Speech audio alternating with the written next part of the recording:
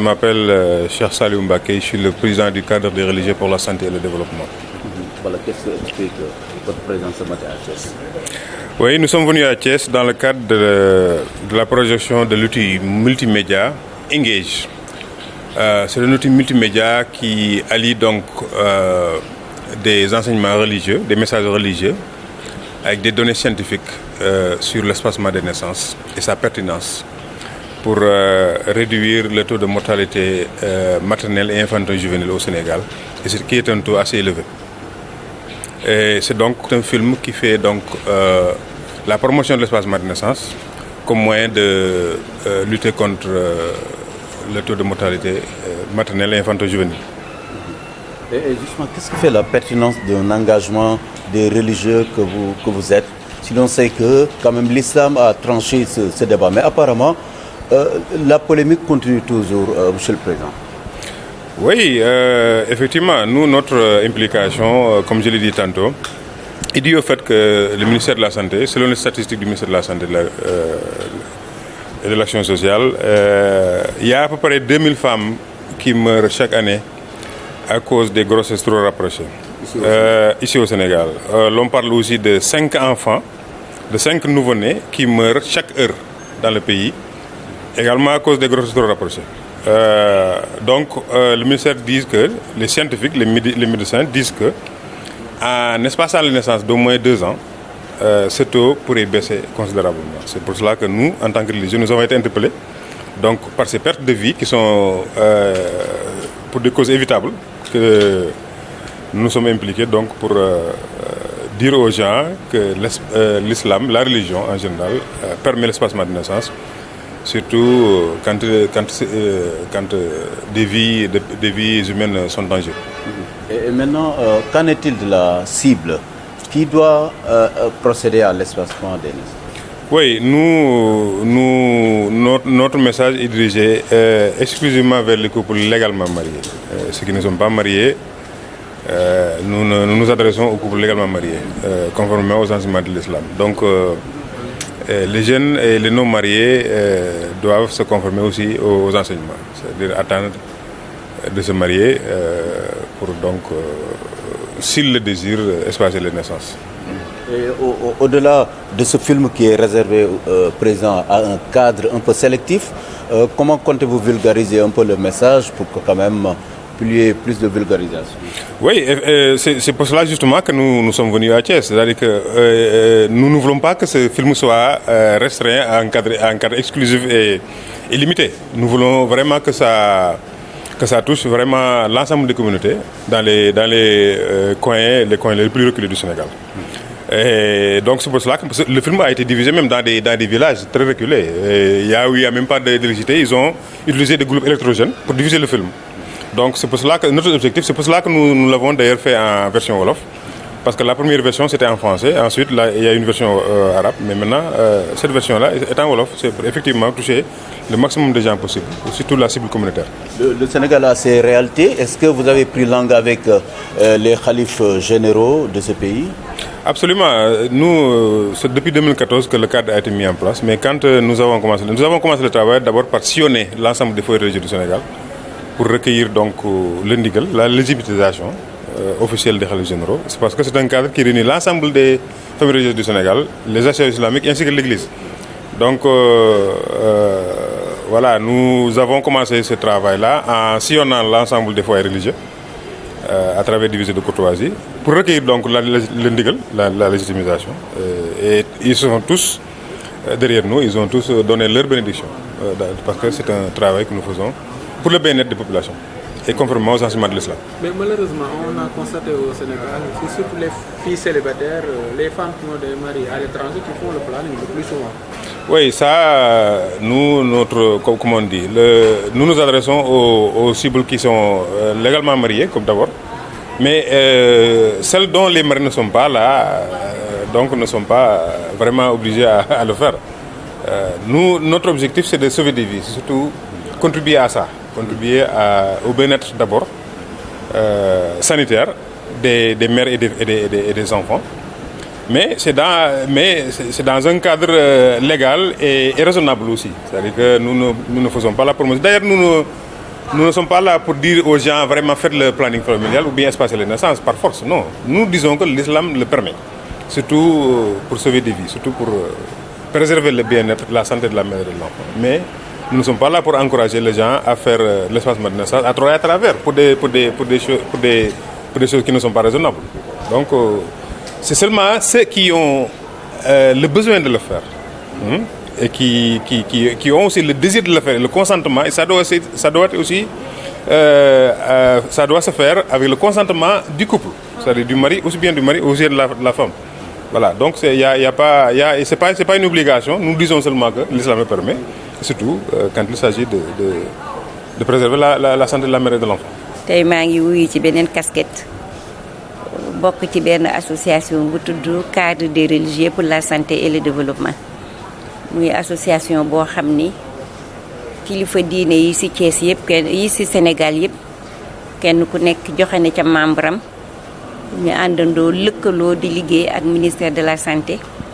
ndax yëg ne wér-gu-yaramu yaay ak wér-gu-yaramu doom dafa war a itteel ñëpp ndax ñun ñëpp ba ñuy jàng ca xale lañ ñu teel a jàngal ne alwiqaayatu xayrun min al ilaaj faju moo gën feebar balaa ngaa feebar nga faju te kon nag dund dafa yaatu te feebar dafa yaatu lépp loo xam ne dafa laal yaramu doomu aadama rek association bi daf koy itteel loolu moo tax bi ñu wooyee ñu wuy si ànd ak ñoom di liggéey ñun nag ñu ngi wuy si ci turu Ahmed Iyane Thiam ndax ñoom bi ñu duggee ci këru diine yi dañu dugg ci association islamique yu mag yi nekk ci Sénégal moom Cheikh Salibou Mbacké bi nga xam ne moo ko jiite di doomu sëñ Bachir Mbacké radiyallahu taala anhum bi mu demee nag mu gis Ahmed Iyane Thiam xamal ko ne ko dafa bëgg membre bu jóge ci association ñëw ànd ci cadre bi liggéey ci la may Iyane Thiam woo ne ma daal dafa bëgg ma ànd ak ñoom liggéey kon 2014 ba léegi maa ngi liggéey ak ñoom. wajuru soxna yi yaay ak xale yi nga xam ne parfois dañuy loru si bu ñuy gane si àdduna tey ngeen ne l'islam leeral na débat boobu loo xam ne mën na wàññeeku pour ne pas dire mën na ñàkk. xayma yi ngi wane Sénégal at bu jot ñaari junni jigéen dana ñàkk seen bakkan. waaw tey lan ngeen di leeral si li ñuy tuddee soral leen jur yi ak ñi naan planning familial dafa mel ne débat la boo xam ne l'islam leeral na ko lu ngeen ci yokk. waaw gis nga ñun alhamdulilah rabbil alamin cadre bi yemul rek Sénégal sous région bi wër nañ fépp waaye ñun cadre bi réglé na ay problèmes yoo xam ni ci sous région bi sax wax ba biir Sénégal mais ci sous région kenn xamul nu mu toll. parce que ñoom bi ñu indee planning familial baat bi dafa jafe nit ñi naan planning moo anglais la ku nekk di ko firee neneen ñu indi espacement de naissance ñu ni ndax dañoo bëgg a soreel njur bi moo tax bëgguñu ku nekk ñaata doom lay am ak ñaar waaye ñun bi ñu xamee ni ki ñu itteel mooy nef rek ñu ni ak ministère bi ñuy liggéeyee ba ci kanam ñu ni léegi daal ñu ngi ko tuddee moytu nef la ñuy moytu nef bi nag mooy ki nga xam ne dafa nekk ci boomu sëy kooku mooy nef mais ki nekkul ci boomu sëy kooku kenn def loowu ko ñu ni kon daal ki nga xam ne dafay nàmpal su amee doom mun na toog ñaari at nàmpal doomam buy jëlaat am muy soog a jëlaat ëmb waaye buñ leen nee réew mi tudd Sénégal at bu nekk ñaari junniy jigéen dinañ fi faatu te dara taxul ñuy faatu lu dul ndax ne njur mu tegalaan tool la ñu ni kon loolu wax dëgg yàlla ñun ñii di dundi diine war nañu jóg bu ñu jógee lan la ñuy wax dañuy wax ne ankay lislaam nee na d'accord na ci jigéen di nga xam ne dafa am doom mu toog ñaari at nàmpal doomam soog a am beneen doom ñu ne fuñ ko teg alquran moo wax ne laa yukallifullahu nafsan illa wusaha yàlla nee na tegul kenn lu mu mënul wala tulqu bi aydikum ila tahlukati bu leen jël seen bopp it di ko daaj ci alkande ndax boo nee at bu nekk ma am doom te bu ñuy liggéey ak sage-femme yi nga xam ne ñoom la ñuy ànd di liggéey ñu wax ni foofu doom di tëdd balaa mu fiy tëdd juróom-ñaari centimètre rek la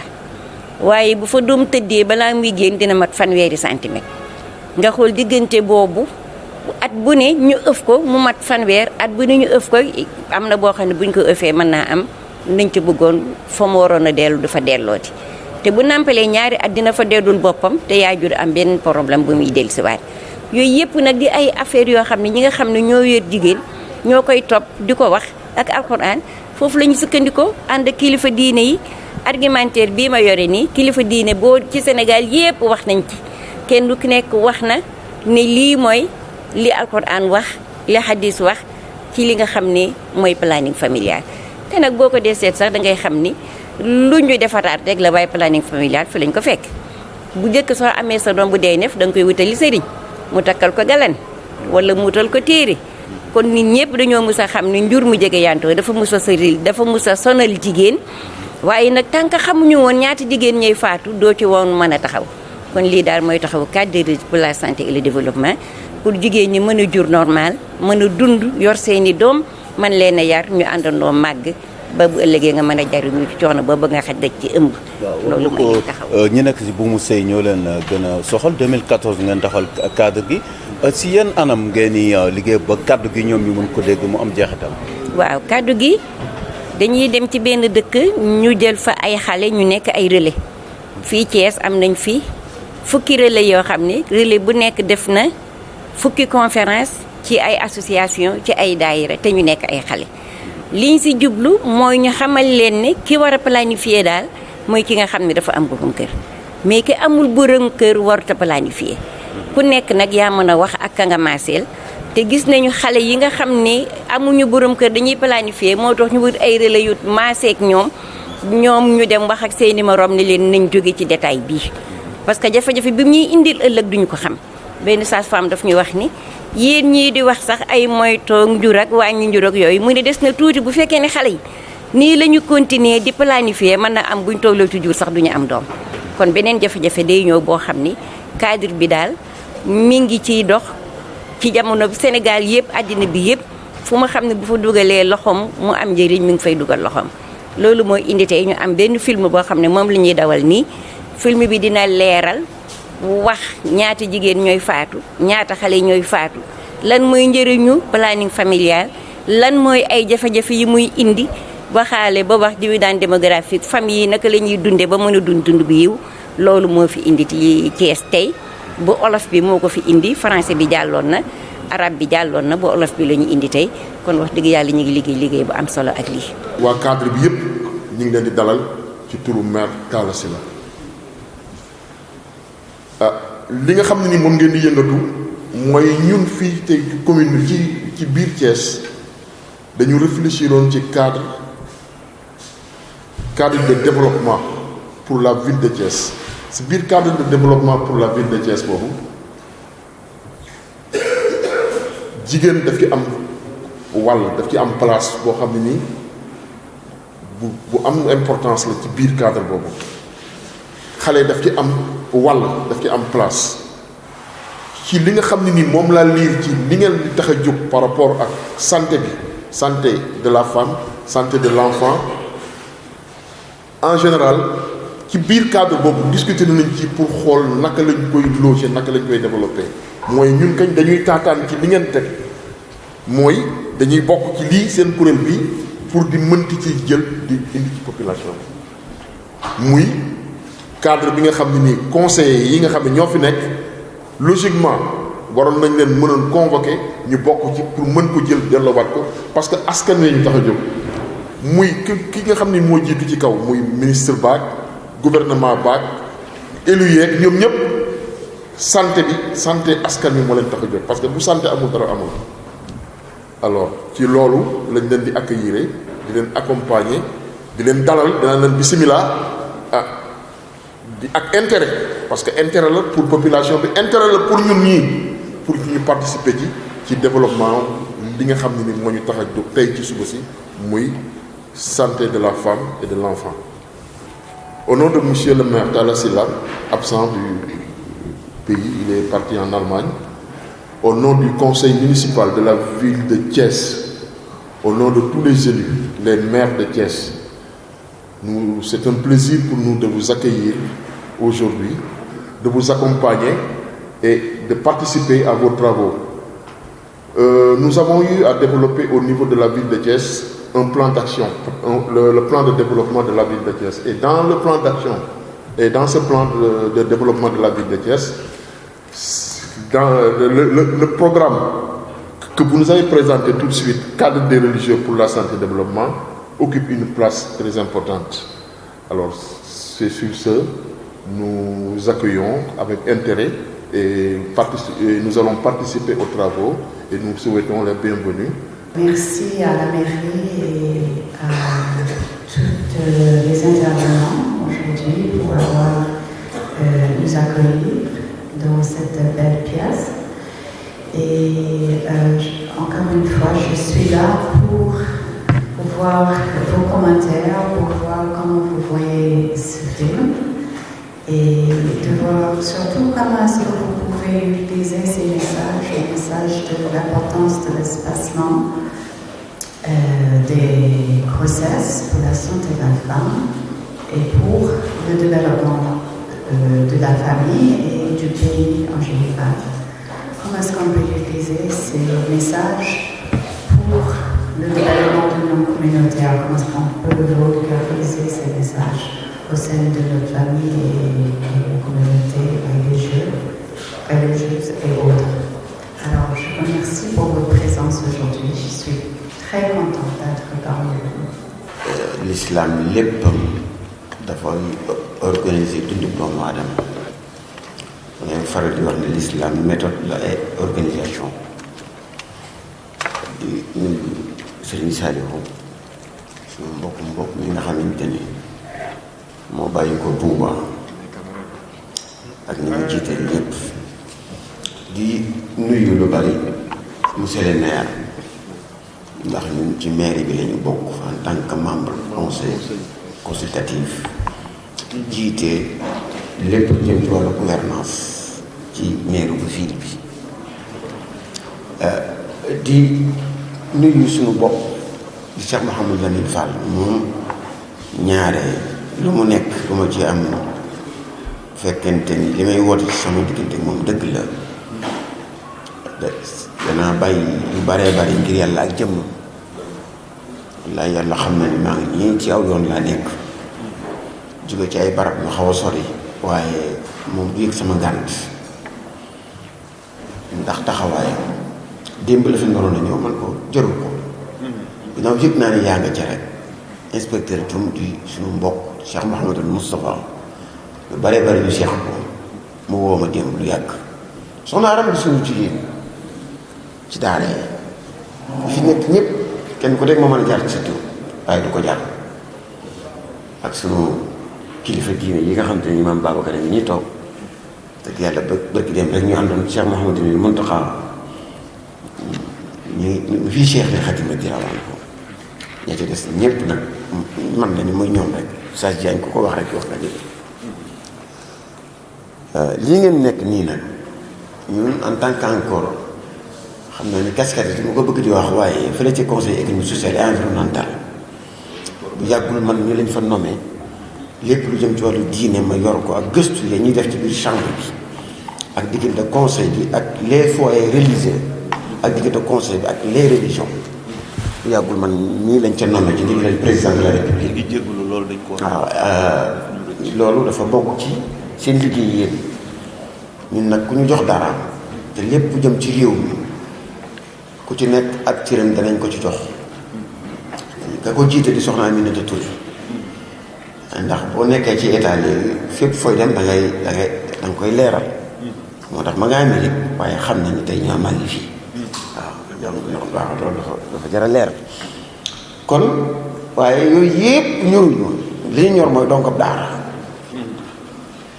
ndax ci lañu judd yaru ci màgg ci ñaan yàlla ci ñaan ci yàlla faatu lii ngeen woote nag di planète familiale bind naa ci bu yàgg at yu bari waaw démb rek maa koy xoolal naa leen ko jox sax na bind bu yàgg bu ko sax ci diggante espacement de naissance ak limitation de naissance ak avortement loolu bind nañ ci di tanzimu nasli tahdiidu nasli ak ijaad sukkandiku ci ñaari aaya bii ci suuratul An'aam bii ci suuratul Nisaa wala taqtuluu awlaadakum min imlaaqin xashyata imlaaq ñaari laa ko def ak la Muslim solo boo demee ci Sahih Muslim ma nga ca kunnaa na'dilu wal Qur'aanu yanzil yu demee noonu yëpp dinaa leen jox copie yi ndax xëy na dana leen jariñ ñun tamit danañ ci jariñu ci seen yii ñuy soññ bu baax réew mi am na ci yoo xamante ni biñ ci gisee kilifa diine yi ñu xam njaboot yi seen xel dana dal ba tax na lii ginnaaw c'est une première kon Serigne Saliou yaa ñi nga àndal da sa maam Mbay Jaxate waxoon rek sunu maam mag yow ndax ñoo bokk maam loolu la yàlla dogal ci njaxate ji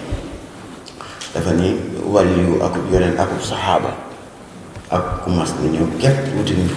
nit ki tam la xam loolu la sama waxoon ni kon mbooleem bëgg lu baax wala ku aw ci yoonu baax kaddu ŋaññi dana la sant ku boobu bukki xaj baw kon lii ngeen nekk ànd ko jaaram ak Cheikh Mouhamadou Lamine Bara mi nga xamante ni mooy man maay moom rek waaw loolu moom la yàlla dogal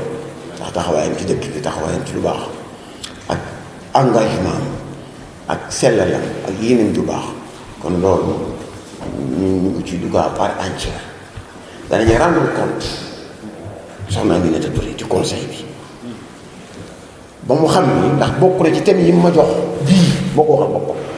ñaari thème la ma jox waaw te bii maag yii doo koy àndal insha allahu rabbi bu njëkk ba mooy planning familial ñaareel ba mooy dialogue islamo-chrétien nee na ma boobu na nga ci gaaw bind léegi ñi ci war a waxtaan man ko évêque bi moo évêque bi moo seigneur kon dafay mel ni liggéey bi ñoo ko bokk te fa ma ca fiiti dinaa leen ci jàppale insha allahu rabbi xaalis ak jur gi dinaa ko def